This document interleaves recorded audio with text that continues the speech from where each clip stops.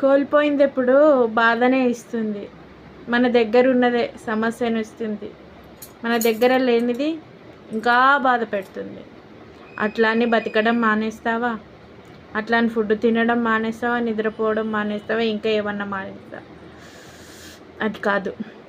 కోల్పోయిన దాని గురించి ఆలోచించకు. నీ దగ్గర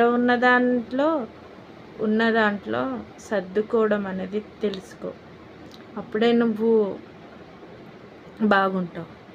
లేకపోతే ఇంకా దేవుడు దిగి వచ్చినా ఇంకా ఉన్నాడో లేదో తెలియదు, బట్ చెప్తున్నా, ఎవరికైనా అంతే. ఉన్న దాంట్లో బతకడం. ఏ బాధ వచ్చినా, ఈరోజు బాధ రేపు సుఖం వస్తుందని నమ్ము. గ్యారంటీగా వస్తుంది. అప్పుడు తెలుసు కదా ఎవరికేం వడ్డీలు ఇవ్వాలో. అట్లా లైక్ చేయి, నచ్చితే లైక్ చేయండి.